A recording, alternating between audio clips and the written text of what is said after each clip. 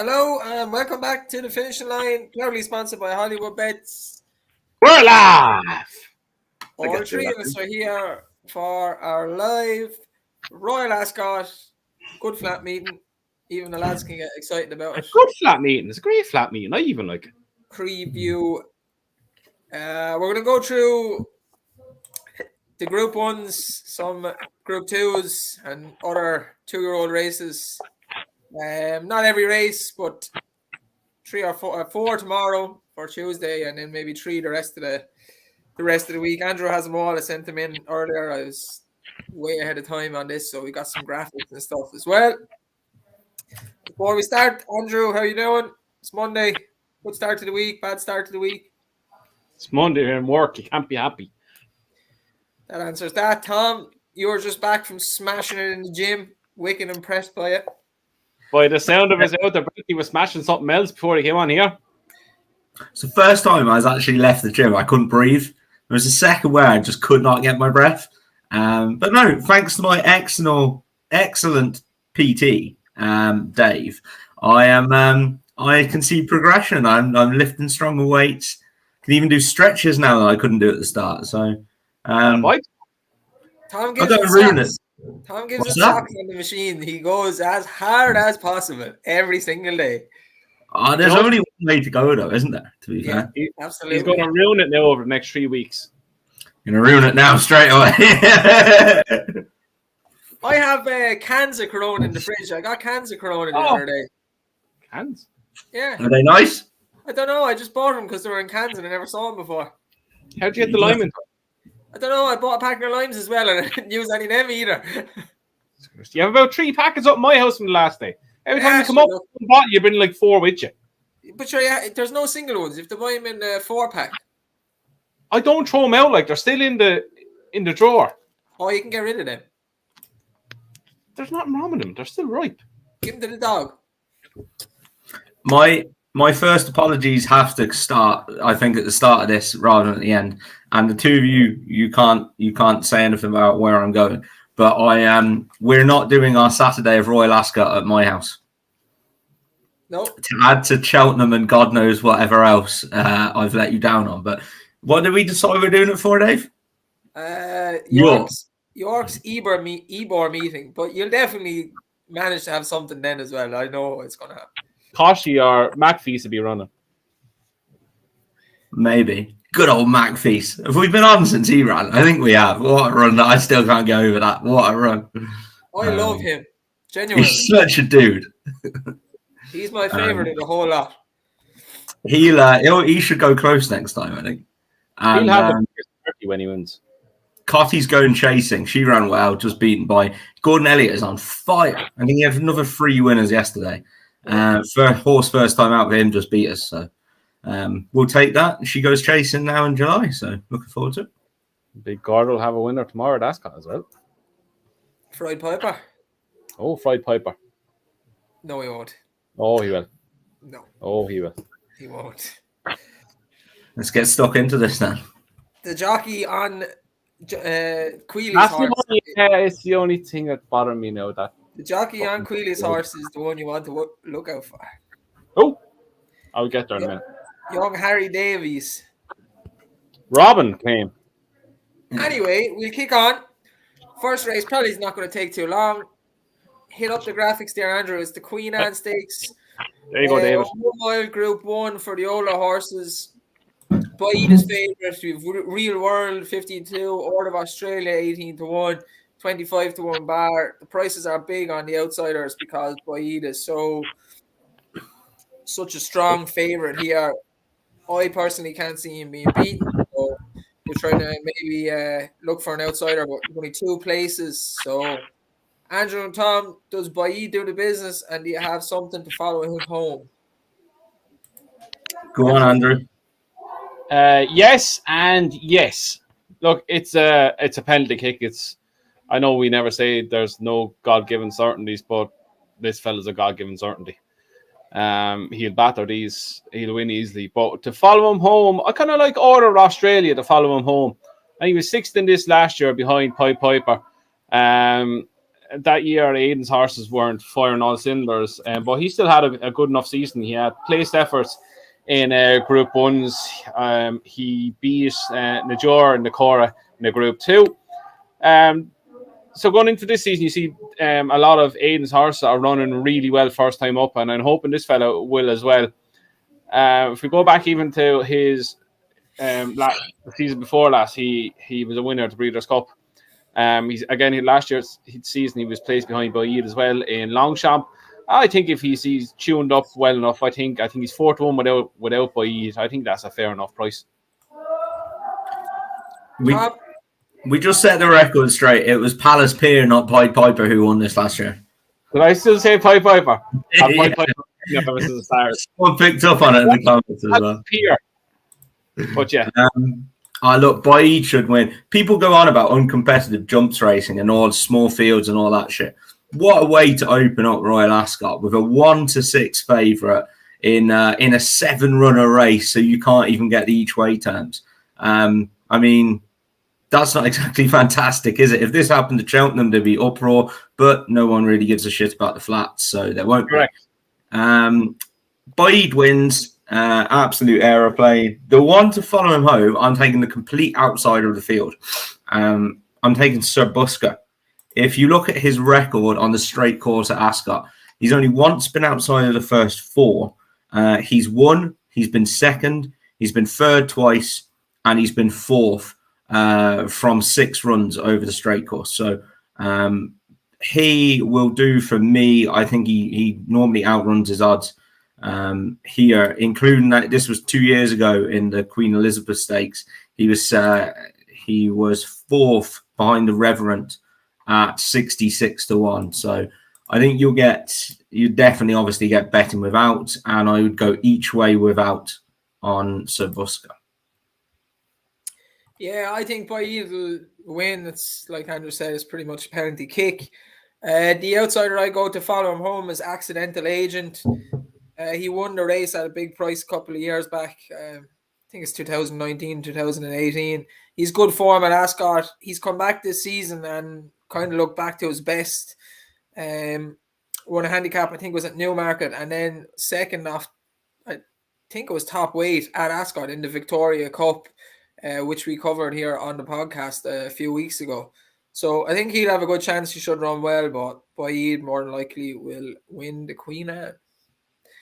Okay, next one is the Coventry Stakes, 6 furlongs, Group 2 for the 2-year-olds. It's pretty much the biggest 2-year-old race of the season so far. And we have Persian Force and Blackbeard at the top of the betting. Persian Force look pretty good since the start of the season. Same with Blackbeard, Aiden's colt. Aiden has another one, Age of Kings, 5-1. Bradsell 7-1. Royal Scotsman for a shrewd enough trainer when it comes to Royal Ascot in Paul Cole. Rouse and Encore 14-1 and 18-1 Bar. Tom, go to you first. Where are you looking here? Yeah, look, I've been impressed by Blackbeard. We saw him win, didn't we, at the Curragh that day on the Hollywood Bet sponsored card. I'm getting better at this, Andrew. But I'm going to take him on with Persian Force. He was very, very impressive at Doncaster and winning the Brocklesby. Went off even money that day. Was well touted to be, a lot better than a Brocklesby horse is normally. Came out and won very well at Newbury. Is going the right way. Very high RPRs, and I've been impressed with him so far. He's done it. He's done it on the clock very well. So I'll go with Persian Force. Andrew. I'm going to stick with Blackbeard, Dave. As Tom alluded, we've seen him up in Hollywood Bets race up in the Curragh back in May. He got the job done by a short head that day, but he was green as grass out in front. It was his first time running on grass, but he got the job done really well. But it's his last run that really took a eye. 3.5 length winner of a Group 3 at the Curragh. Went for the front, kicked 2 out, and he was never, ever coming back. And stiff 6 furlongs at Ascot, I think, is going to suit him down to the ground. I think it's between the top 2. There's been a lot of money for Aiden's other horse the last day or so, but I think it's between the top two. Parisian Force have been impressed with it as well, but I just think Blackbeard is a more stronger horse of a 2-year-old. He's a big boy for a 2-year-old. And I think, again, the stiff 6 furlongs that Ascot is suiting down to the ground. If he's not going to get an uncontested lead, but he gets a nice toe into the race, I think his kick will win it, and he looks like he'll stay further. He might even stay a mile as a 3-year-old. But yeah, I think the stiffer the finish, the better it's going to be for him. I'm going to stick with Blackbeard as well. I think that piece of form at the Curragh where he beat Tough Talk, Gerlines' Moigla horse, and Memas is a really strong piece of form. Gerlines was saying after the race that he wouldn't run Tough Talk against them again because of the pace the Blackbeard showed, and he was going to step up to 7 furlongs and was full sure that his colt was extremely good. So I think it's a strong piece of form. The horse that was third, he was beating a Tipperary, but I think he was beating a Tipperary by a horse that might go on to win. I think she's entered in the Queen Mary. She's very, very fast. So Blackbeard for me, I respect the Hannon horse, but Aidan loves winning this race. It's a race that kind of farms stallions of the future. So He's won it like 9 times or something, hasn't he? Yeah, Blackbeard for me. And I don't know if he stay at Mile Bean by no name never, but if he wins this, I'm sure he could be like a Commonwealth Cup horse next year, like Caravaggio was. Okay, we'll move on to the King Stand. 5 furlong Group 1. And the betting is Nature Strip, the Australian horse, 2-1. Golden Pal, the USA horse, 7-2. Twilight Calls, 13-2. Moonista, 10-1. And 12-1 Bar. There's some old timers in this that we'll have heard of lots. There's an international flavour to it. The Aussies think they have it won. Wesley Ward thinks his horse has it won, but I think he's better around the bend. Andrew, are you going top of the market or an outsider? I'm going for an outsider, Dave. I'd be lying if I said I knew what Nature Strip's form alluded to or whatever. I have no clue whatsoever, and I done these odds, I think, in less than 20 minutes ago, and he's gone from 2-1 to 7-4 already since I've done it. So there's plenty of money from the land down under coming on this fella, but I can't back him on the base of him just being an Aussie and being a favourite. Golden Pal, as you said there, he's best around the bend. His comeback around Keeneland, Jesus, it was unbelievably good. But it goes to show it's taken into account on his price. If this was ran any, say, Chester or something like that, I can see him being an even money shot. Well, he's two runs in England, he's been beat twice, so you're kind of taking us that it's going to be third time lucky. But the one I'm going to go with is Man of Promise, Charlie Appleby's horse. He's had a good season this year. He's 2 wins in Maidan. He was beat by KCU in the Group 1 last time out. And ground is going to be in his favour. Going to be a lot of pace on. I think if I'm looking outside, he has good enough form to play a big hand. I think he's a bit overpriced at 14-1, so he'll do it for me each way. Tom? Yeah, look, Nature Strip is officially the highest rated sprinter in the world. So you'd have to stand up and take a look at him at 2-1 or 7-4, as Andrew said. I'm happy not to play. It's same with Golden Pal. Golden Pal has come over here and been beaten twice, including as a 2-year-old at Ascot in the Norfolk Stakes. And for me, those American 2-year-olds coming over, their best chance of winning is there's American horses coming over. Their best chance of winning is as 2-year-olds. So he got beaten as a 2-year-old, got smashed then at York. So I'm not going to back him at 7-2. Twilight Calls interests me. Henry Candy's very keen on this lad. And he ran a really good race last time against Kings Lynn.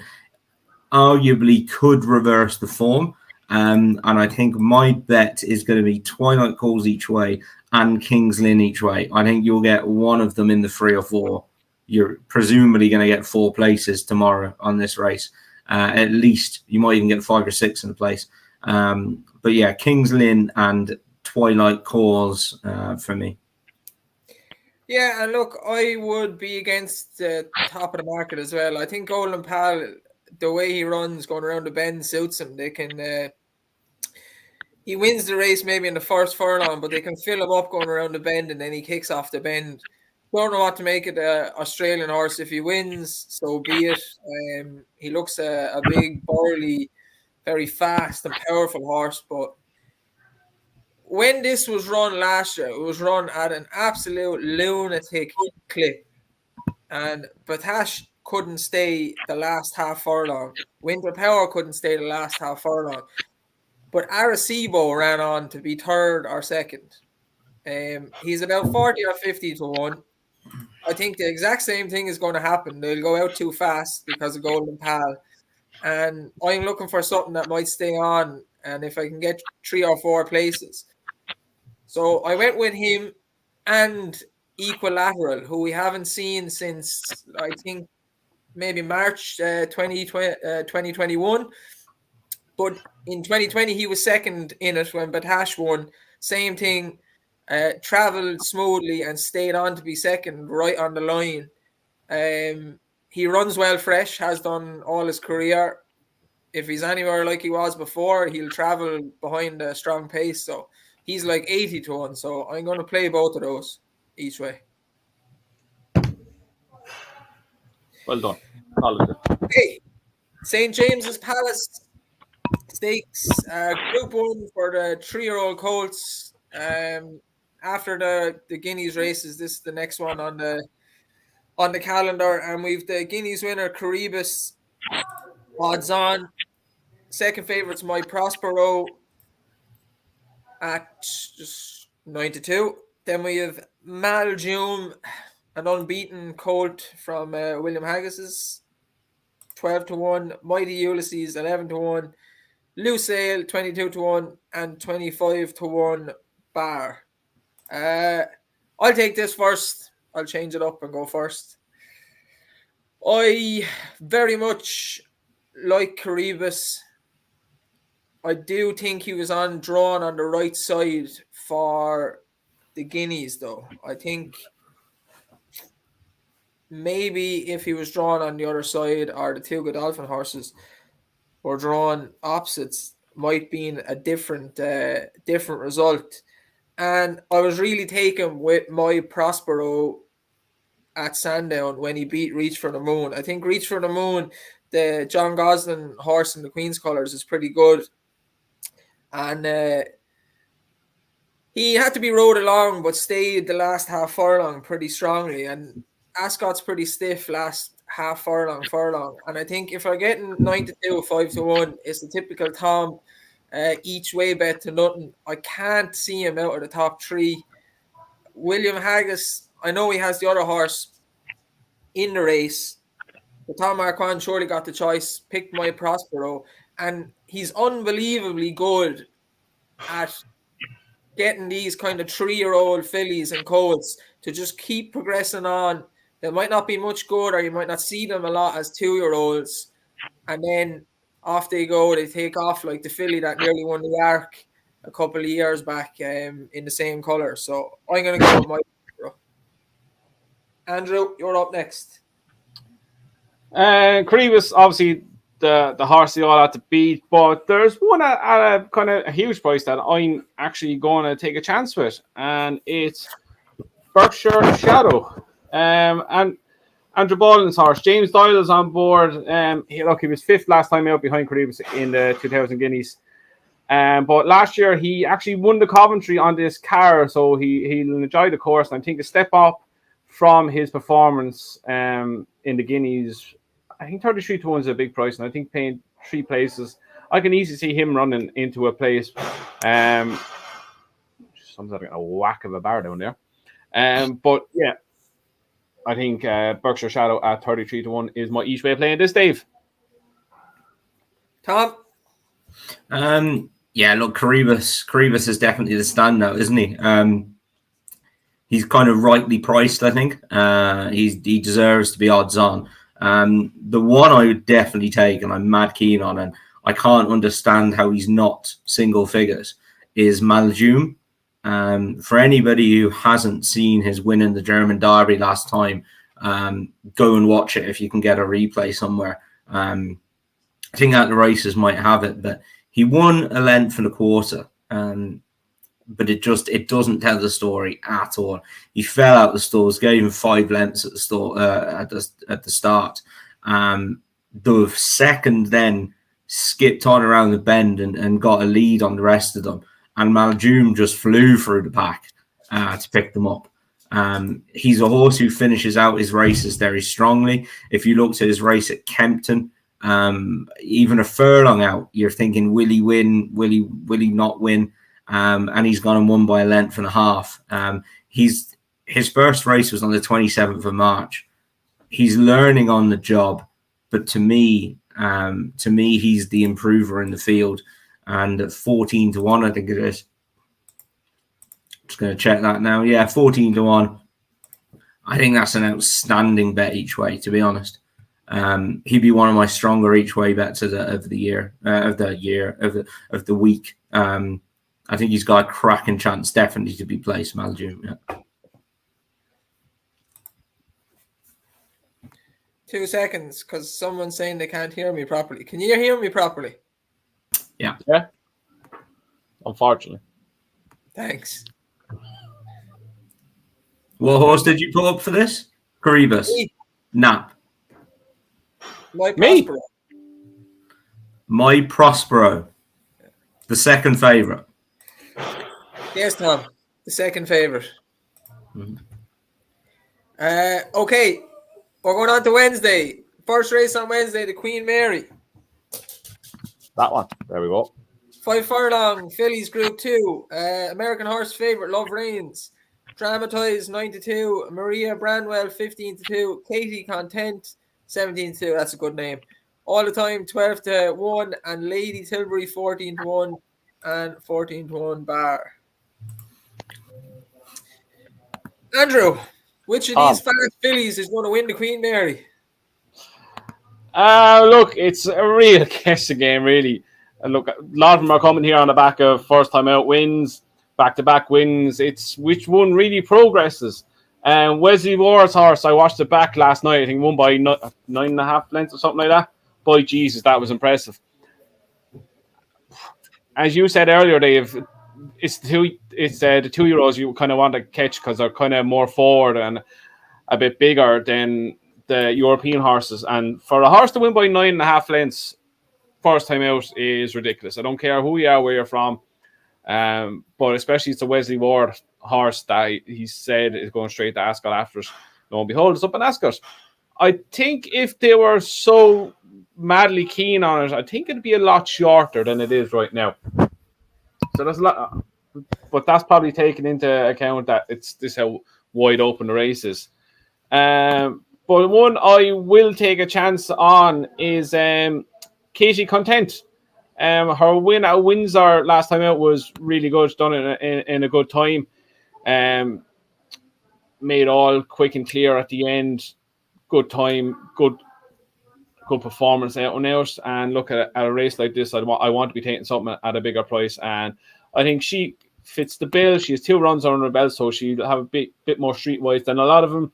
And 8-1, I think you might. How many's in it? You get 3-4 places in a place. So Katie Content at 8-1, Clive Cox and Adam Kirby for me. Tom.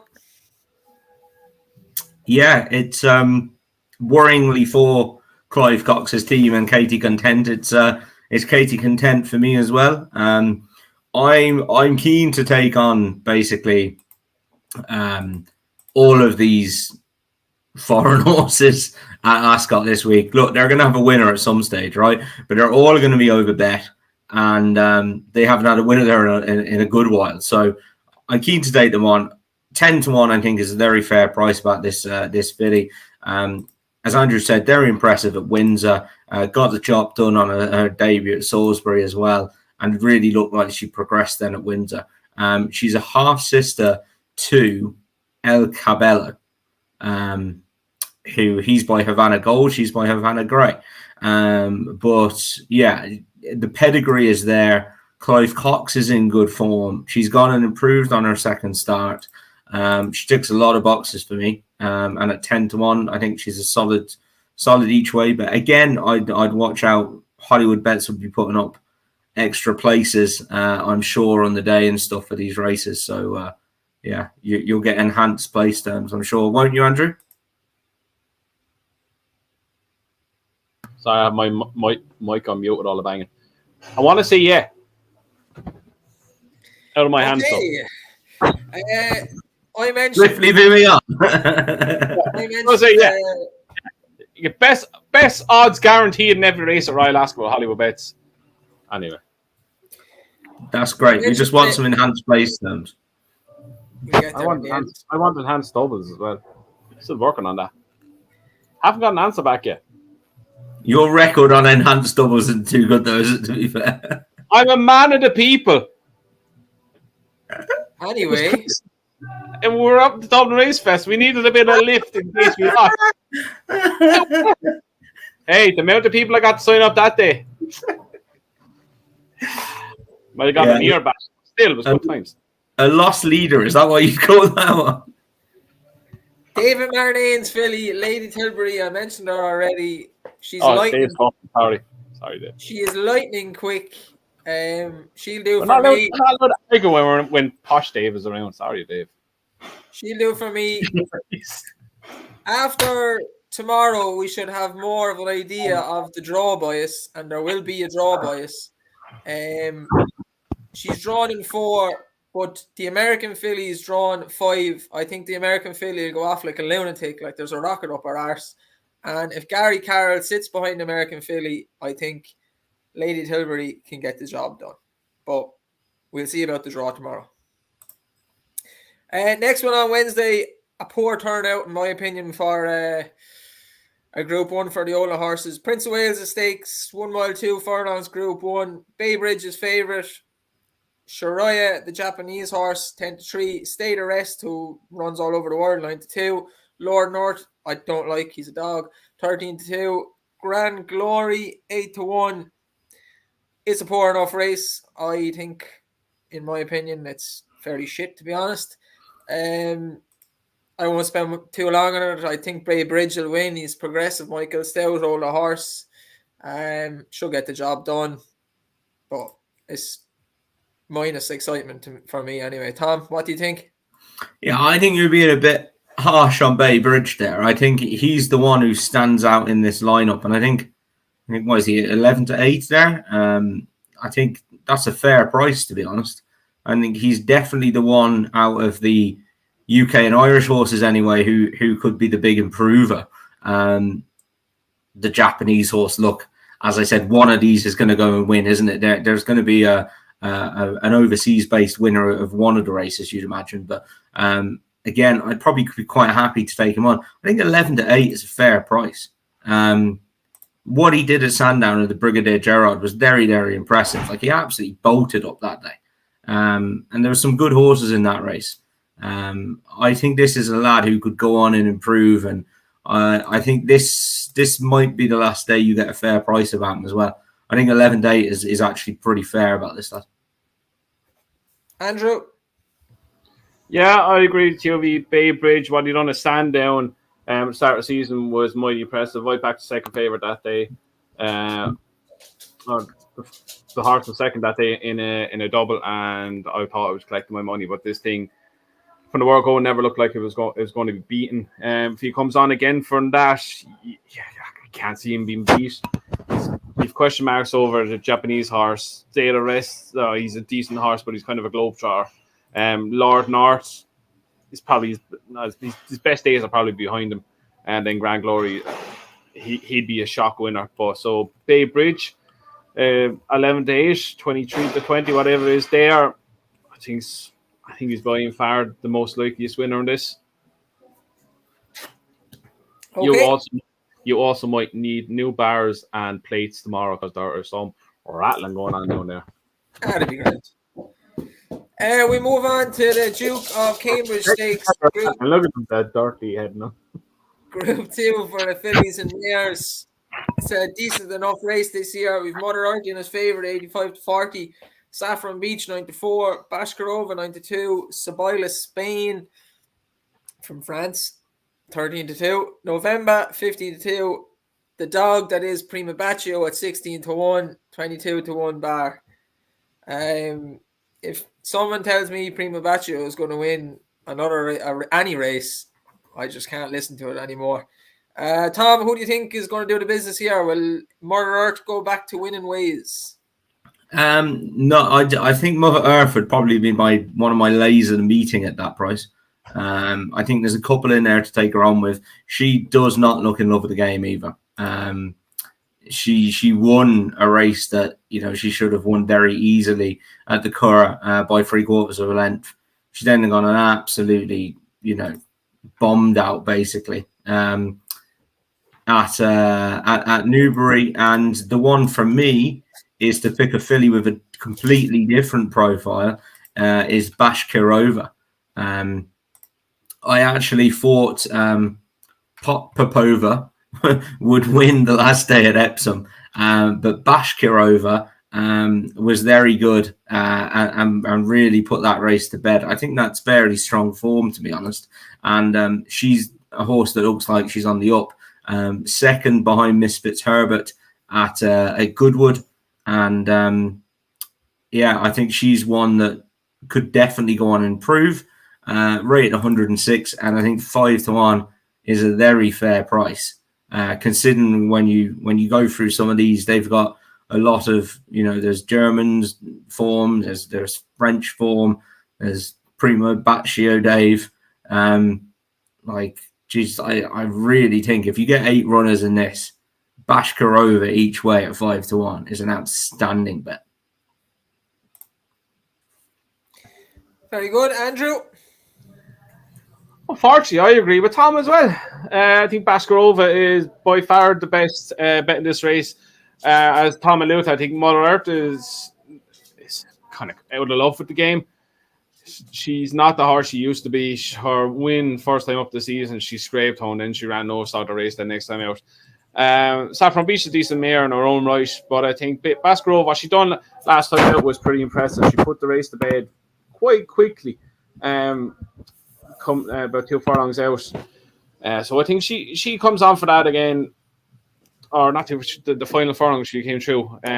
I think she will win again. I think 5-1, as Tom said, is a pretty fair price, considering she's the one that looks like she's on the upper curve very, very quickly. And to back it up for the space of a week, or just over a week, I think the thing to say the mares strike while the iron is hot with the mares, and I think she's one that to follow in now on. Is it Wednesday? Wednesday, yeah. Yeah, for me, I'd probably take on the favourite. I'd be going with the German horse November each way. She's a couple of strong pieces of form. She was only a neck behind Mother Earth last year in the Coronation at Ascot, so she acts on the track. At the back end of last year, good run behind the Godolphin horse Real World, and the Revenant, who always runs well in decent races. She might need a bit of cutting the ground, so that might be the issue there, but I give her an each way chance. She's had a tune-up race already, and probably this is the race for her. So the trainer has a good enough record when he brings horses over. So, but not a strong opinion. We move on to Thursday. Just make sure I have my races. The Norfolk. Come on, boy, will you? You're meant to be good at this. Okay, the Norfolk 5 furlong Group 2, and the betting is the Antarctic is favourite. Patasha's younger brother 9-4, Wallbank 9-2, Clearpoint 5-1, Brave Nation 6-1, Bikil 7-1, and 10-1 bar. A lot of these are doubly entered and won't run, so it's hard to know exactly what's going to turn up. But Andrew, are you going to give Batasha's brother a chance to do the business? Of course I am. You're related to Batasha, I'm interested. Look, she's been short odds, or he should I say, sorry, short odds, his 2 wins, win by half a length, 3/4 length. But he kind of never really looked like he was going to get beat at any stage. He was always doing enough in the end I think the older he gets, the better he's only going to get. Look, 9-4 is a skimpy price in the kind of race like this. But I think he has the most potential to be I say superstar, but a decent sprinter in years to come. He has the right pedigree. He's related to the right horses. As long as he doesn't get hepped up like his brother, I think he could be quite hard to beat, Dave.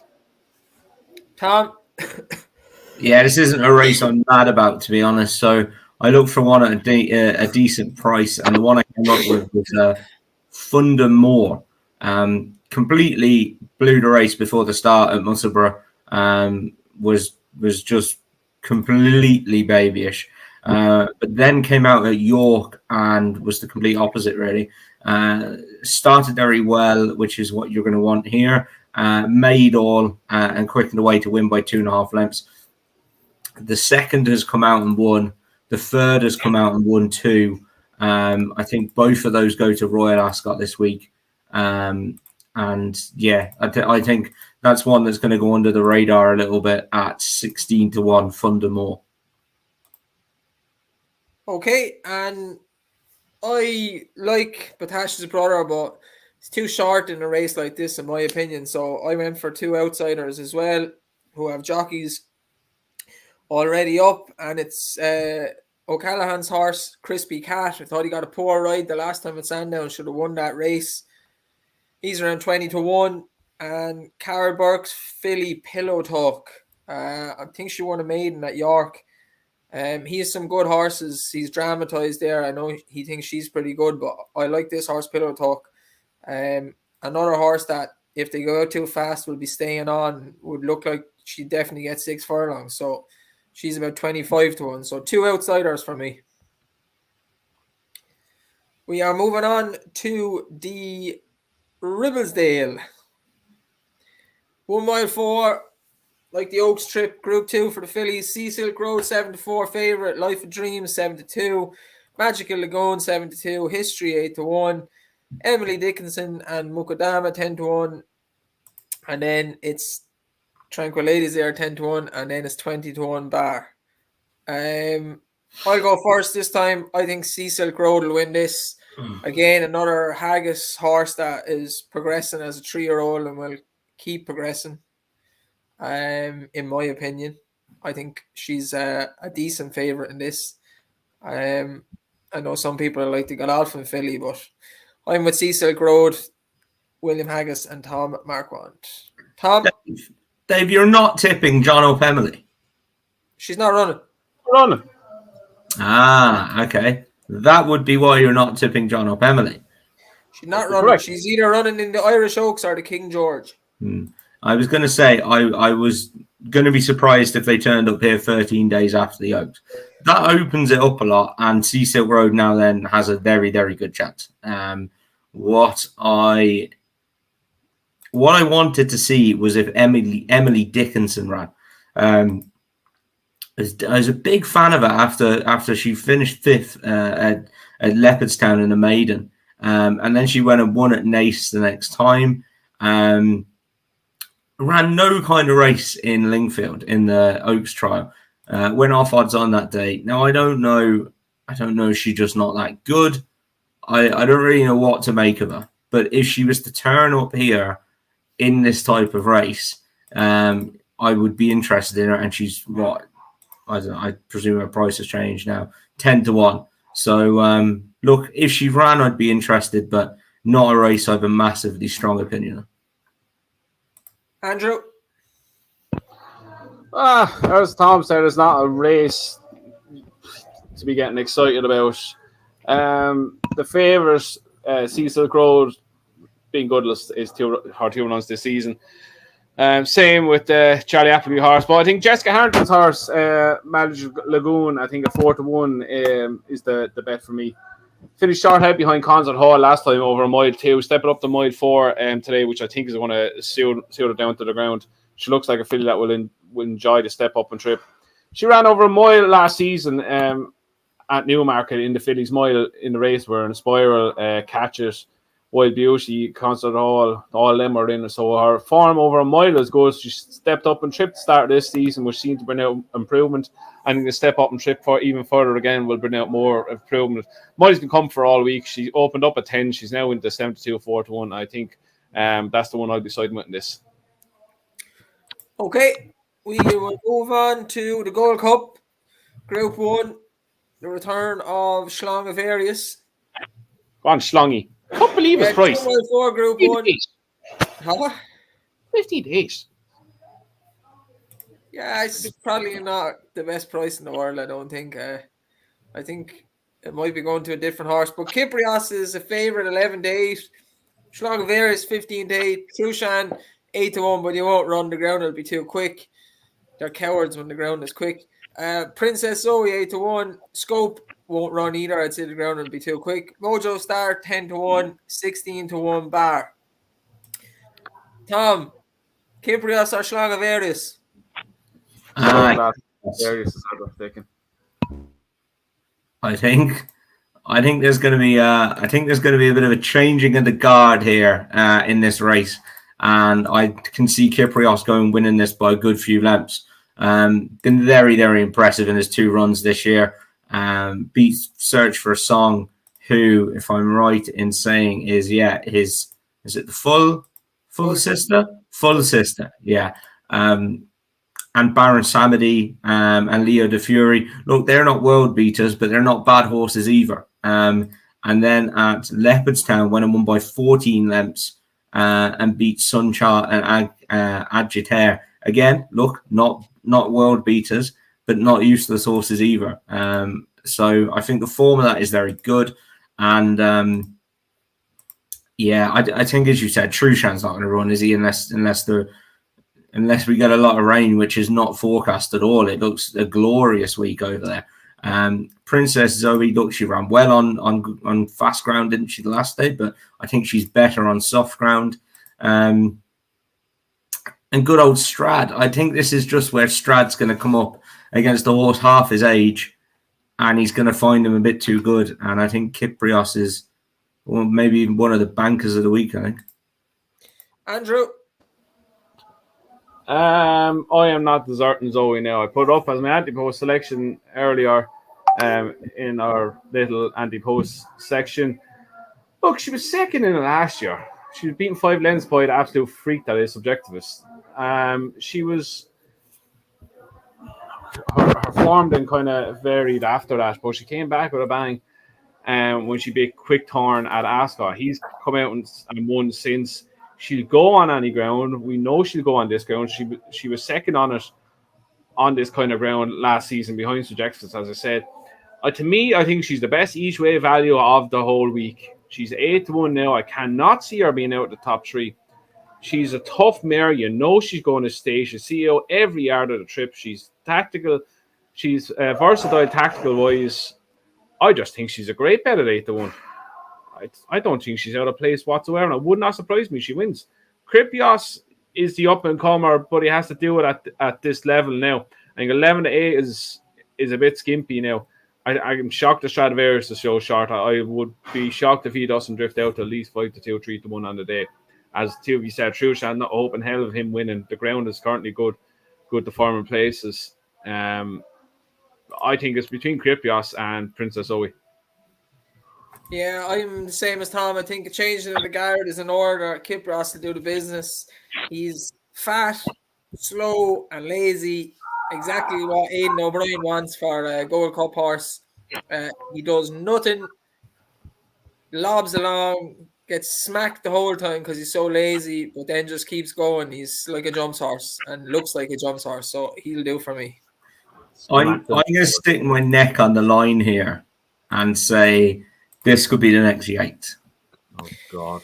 I'd say they're hoping as much, to be honest. Who did we say about this before? And we just absolutely killed it. There's a list, isn't there? There's a list on my arm now. Okay, we're off to Friday. Are we? First is the Albany Stakes. A 6 furlong Group 3 for the fillies. Meditates 2-1 favourite. Moors 3-1.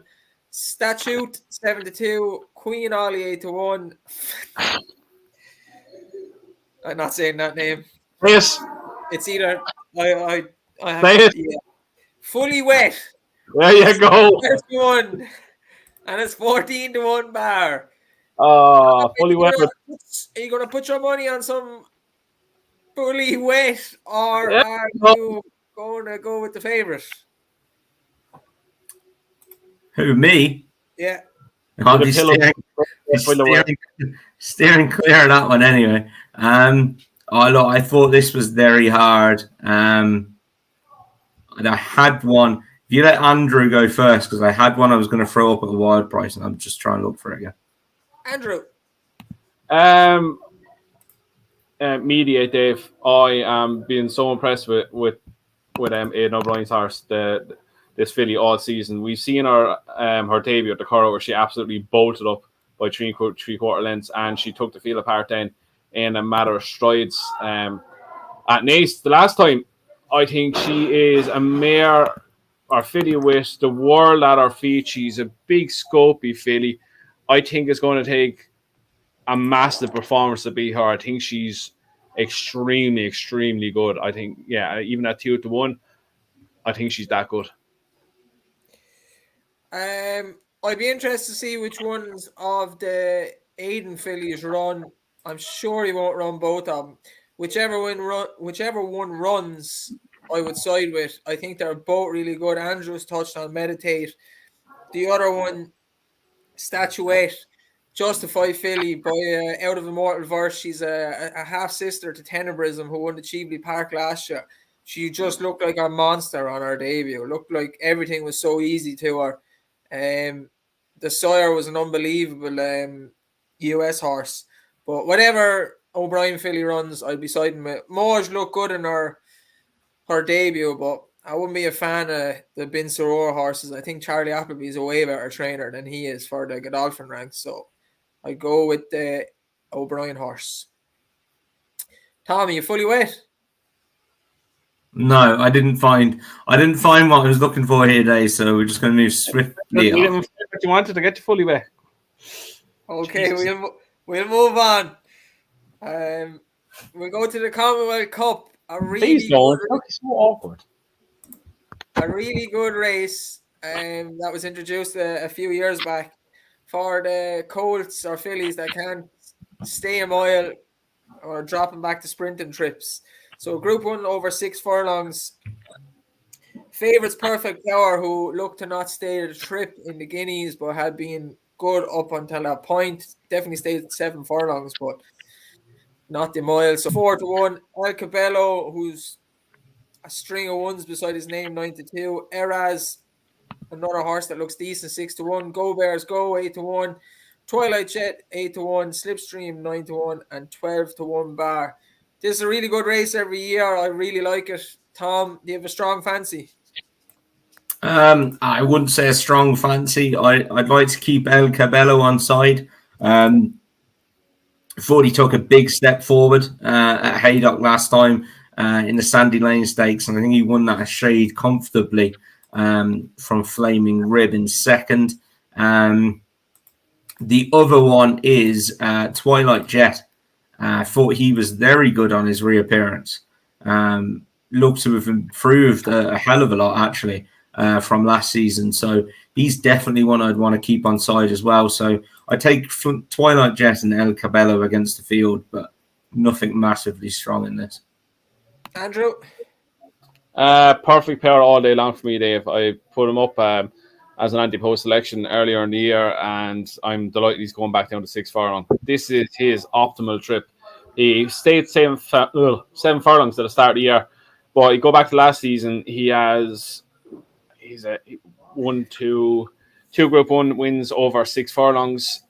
He has everything in his favour. The pace is going to be there for the aim at. He is lethal on good to firm ground. He has this kick that is unbelievable, and he keeps going. The fact that he stays 7 furlongs will help him out a lot here if they go an end-to-end gallop. He will get a lovely tone to the race, and he's going to be one of my biggest bets of the week. I think a 4-1 is a great price. I'd have him a lot shorter than that. Perfect power. I think he'll take some beating of this. Yeah, Tom and Andrew have touched on the two that I like. Perfect Power, I think he's already favourite. He'll take a good bit of beating. And Twilight Jet, if you look past the last race last year when he went over to America and didn't really handle the experience, in very, very good form apart from that. And his reappearance run was unbelievable. He travelled like a dream through that race, so I expect him to go well. So Perfect Power and Twilight Jet for me. The next one on Friday, the Coronation Cup. 1 mile Group 1 for the fillies, like coming on from the Guineas.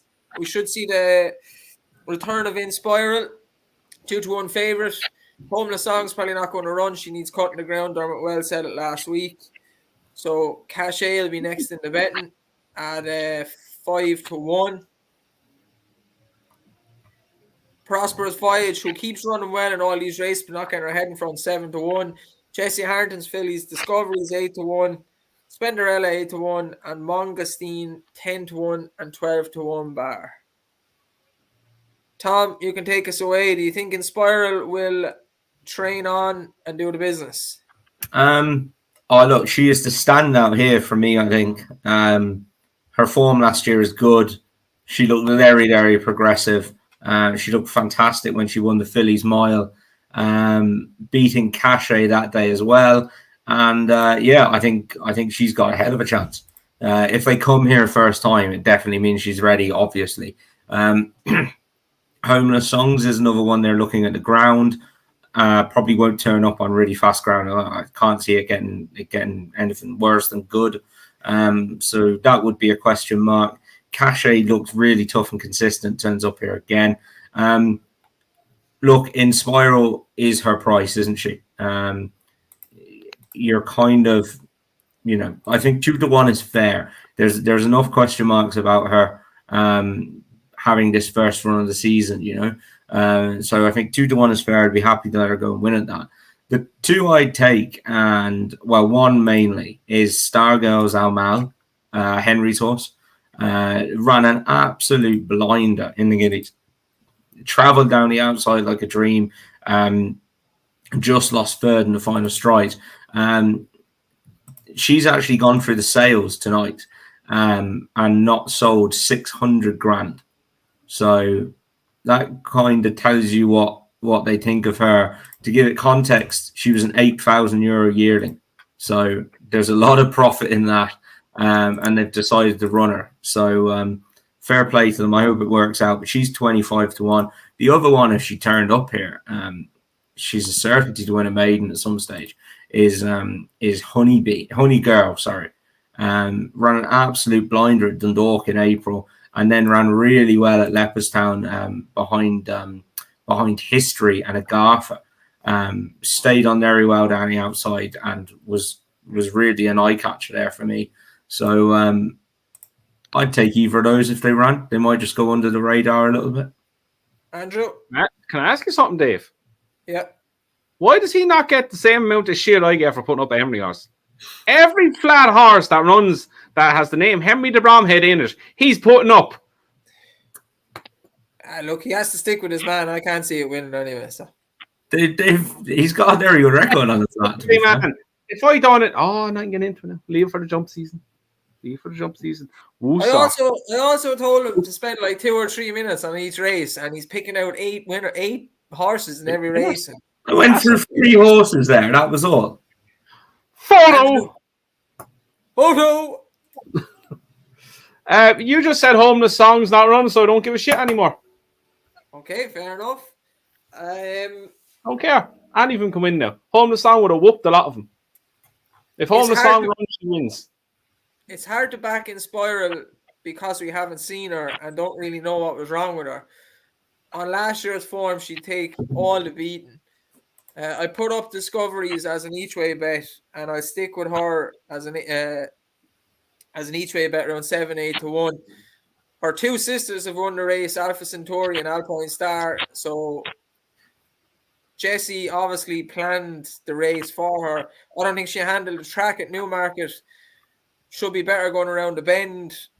So I give her a chance. But if Inspiral comes back and she's the same as she was last year, she'll take some beat.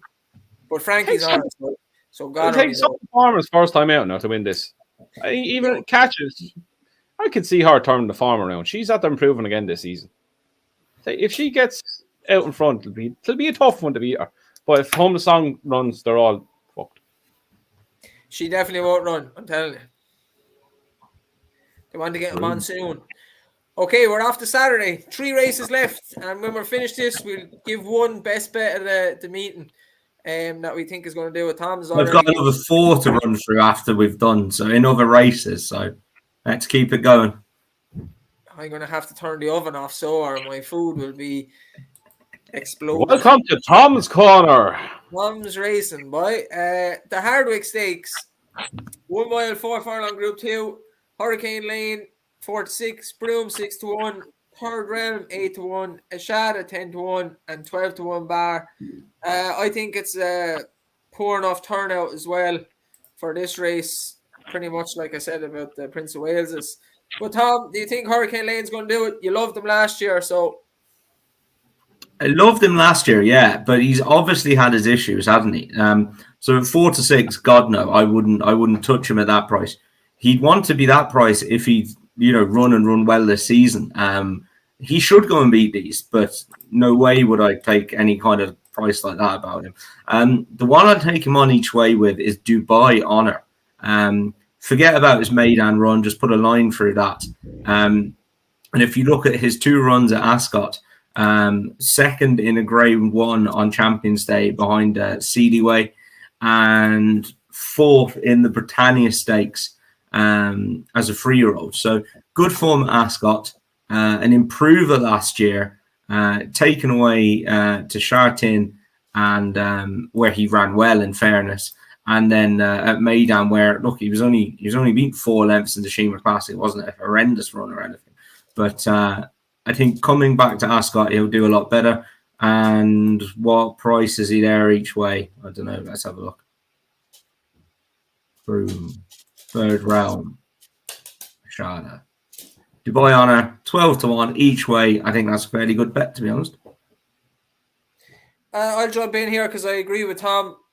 I wouldn't be taking Hurricane Lane. A lot of the St. Leger winners don't seem to really do a whole lot after winning the St. Leger. Maybe it's just a really tough race on the horse. But I think Dubai Honor has a good chance. He's probably too big a price, so I agree with Tom. Andrew don't care, apparently. I do. It's on now. Look, Hurricane Lane is your guessing game is coming back start of the season. I don't really like horses coming into big meetings like this on the back of no run. But I'm going to take a chance if he runs on Lafayette. He has been turned inside out this season. He's currently 14 to 1. He's had to win Group 2 and a Group 3 and Group 2 already this season.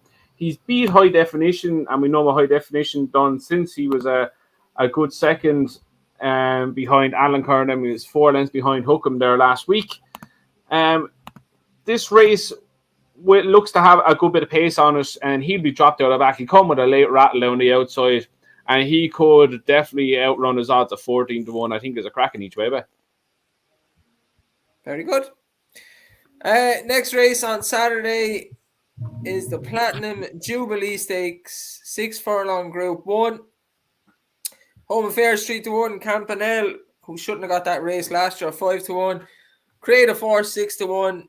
Nature Strip, who's running tomorrow, 6 to 1. Sacred 8 to 1. Minza 11 to 1. KCU 12 to 1. And many others. Andrew, are you going with the KCU? I'm not, Dave. His last run wasn't great, so I think I'll wait till Longchamp to go back on him again. I think Campanelle will be hard to beat in this. He's one of Wesley Ward's horse that enjoys Ascot. Last year, he got the race against Dragon Symbol. He won here as a 2-year-old, beating Sacred. I think 5 to 1 it's a fair enough price. We know he'll go on the straight course like he did last season. if by all means the ground changes, if we get suddenly a mad storm, he goes on that. So yeah, I think he's a versatile enough horse. I think he'll run a big race, and I think either at Ortiz Jr. will be going home to America with a winner. Tom. Look, I've no massive opinion on this race, to be honest. So I'm going to take a wild swing at a 33-1 shot. And Dave, you'll get this horse straight away because you know I love him even, because it's not a gal, it's not a filly. Every time I think it's a mare, it's not.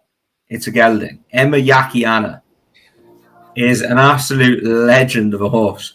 I think he's a bit forgotten about here because he went to Maidan and it just didn't happen for him. He got absolutely lapped in a couple of races there. He beat 2 horses home in 2 races. So just put a line through that. That's not his form. I think we're all agreed there. Was progressive last season. Even went and ran well in the Breeders' Cup Turf Sprint. Went 4th behind Golden Pal. He beat a KCU that day. That was a really, really good run. Had gone very well in the UK last season as well. And I just think 33-1 is completely writing him off. And I wouldn't write him off just yet. I put her up as my each way anti-post bet for this race, and I'll stick with her. Sacred. Andrew touched on her form at Campanelle. She was just touched off by Campanelle as a 2-year-old at Ascot. I think she's kind of forgotten horse because we haven't seen her since August last year. It will be hard to win it on first run of the season, but she did win first time out as a 2-year-old and first time out last year. So I would stick with her. She was fancy for the Guineas last year, didn't stay the mile. So dropping back to sprint trips, I think she has a right good chance. And the last one, bar the other 8 races Tom's going to talk about, the Wokingham Stakes, the mad handicap over 6 furlongs, which is pretty much the same race as the Golden Jubilee or the Platinum Jubilee as it is this year. And as the betting's coming across the screen there with Hollywood bets, we have Fresh as favourite 7-1, Quarantine Dreams, Condon's Horse 10-1, Black Rod 12-1, Silver Samurai 12-1, and 14-1 bar. This is again, will come down probably to the draw. They'll be split into 2 groups. It's a lot of horses. You get a good each way bet on whatever you pick. You'll surely get a decent price. Don't be backing anything at short odds of 4 or 5-1 in this. Andrew, do you have any feeling on this? It's a hard one to pick. Oh, it's ridiculously hard. We don't know the draw or anything like that. But ones I'm going to take a chance for. Rohan will be the first one. He's around 20-1 shot. He's good form around here. He's a stalwart in these races already as a 4-year-old. 20-1, I won't put anyone off having a bet on him. And good old Summering, and he always shows up in these races. He pops up every now and then at huge prices. He's currently 25-1. There'll be 2 each way plays, but look, it's guessing games of this right now because we don't know the draw, we don't know where the pace is going to be, who's going to be where. But as of right now, I think Rohan will be my best shout in this at 25-1, 20-1. Tom? I'll throw one out there. Gulliver ran very well at York last time, first run after a break. Was 5th in this last year. Not beaten very far at all. Is only a couple of pounds higher.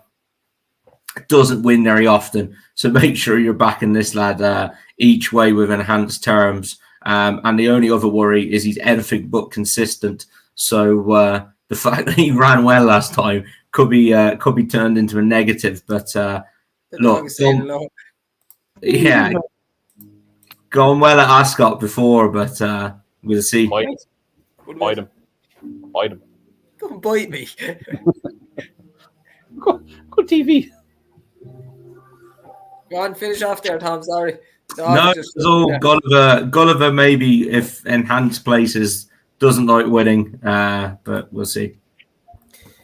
Yeah, it's very hard. Like Andrew said, don't know the draw. Still don't really know what's going to run. But 2 at the moment for me. I might change my mind by Saturday. Mr. Wagyu each way. He came back to form the last day at Epsom. He's pretty good handicap form when he's on form. And Jumbie, I've been positive this is a better horse than a handicapper. I think he's got a bad ride a couple of times. But if you're getting 14, 16 to 1 about him and he's a good draw, I give him a good chance. But again, like Andrew said, it could be changed by the end of the week with the draw and the ground and so on and so forth. Andrew, your best bet of the week? Best bet right now would be Perfect Power. Mine, I think, is Sea Silk Road. She won in spite of the trip last time. I think 1 mile 4 suit her down to the ground, being by Sea the Stars, and I don't think it's an overly strong race, so I'd be surprised if she gets beat. Tom? My best bet at the minute is Mashore, who I will find for you now. Is running. I've clicked on the wrong Mashore. He was running on Thursday in the.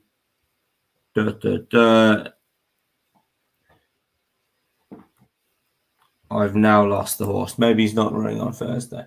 He's running on Friday in the Duke of Edinburgh Stakes. Johnny, I'm going to rescue this though, lads. Johnny Murta horse, who was having his second run for Johnny after being bought out to Sir Michael Stout's yard. Eye catcher at Cork the first day, but would have needed to run. Absolutely bolted up in a Premier handicap at the Curragh. Went and won that by 4 lengths, 19 runner race. The time from that race is 100% group standard. This is definitely a group horse. He's gone up 12 pounds in the handicap, but I think this is one that could definitely go on and improve again.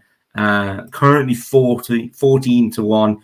A friend of mine who does some times was straight on to me about this horse, and we've been waiting for him since. So hopefully he runs. I'm going to wait for Dex to see if he runs, but if he does run, Mashore on Friday in the Duke of Edinburgh Stakes. Okay, Tom, take it away. The other horses that you want to talk about. Okay, so there's a couple more. He was one of them, so there's only 3 more. Auguste Rodin, probably saying that wrong, runs in the Chesham Stakes on Saturday. Aidan O'Brien trained. He also has Alfred Munnings, who's the favourite for that. That might give you a price on Auguste Rodin.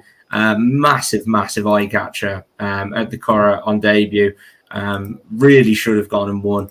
Behind Crypto Force. Crypto Force has been sold for 900,000 tonight. And this lad really should have beaten him. Got no run, had to be snatched right up, and then nudged out by Ryan to get second. Went off 4-6 for his debut at the Curragh. I think this is a really nice horse who's going to go overlooked in the market. So that's the Chesham on Saturday. Now, the other 2 are tomorrow, and the obvious one is Cleveland. Has only got up £5 for that win at Chester. I think that completely underestimates him. He's entered in this. He's also in the Ascot Gold Cup and the Hardwicke. He's in a Group 2 at the Curragh. He's in the King George, and he's in the Irish St. Ledger. This horse is definitely better than the handicapper. He's off 103 here. As I say, only up £5. I really think he'll go on and progress again. To me, it doesn't look the greatest race in the world either. He's 2 to 1, but I think he's got an outstanding chance. And then the other one is Arcadian Sunrise in the Ascot Stakes tomorrow. Dave, you mentioned this because Harry Davis is riding it for John Quealy. You've got Bring on the Night, who's turned into a good hurdler, and Pied Piper as well, who's turned into a good hurdler. Bring on the Night is kind of the unknown. Came from Farbs with C. Pied Piper, this is his first run on the flat for Gordon Elliott. out of John Gosden's. His flat form isn't amazing. It's good without being super, super good. I feel he's gone and improved over hurdles. So I'm happy to look past him. And Arcadian Sunrise has really good form in the flat, to be honest. Was fourth, only beating a couple of lengths behind Cleveland at York, and was progressive on the flat. So I think this could get the Waterford trainer John Quealy off the mark at Ascot. Very good. For what it's worth, I fancy both those horses tomorrow that Tom mentioned. And Arcadian Sunrise was behind Cleveland in the Chester Cup, so it could be good form. Yeah, can't give out about those. And the Aidan O'Brien horse, people are saying in the comments it's pronounced Rodin because he was a French painter, I'm sure, in many moons ago. Auguste Rodin. I don't have many of his in my gallery, unfortunately. Say it properly, then, will you? He's French.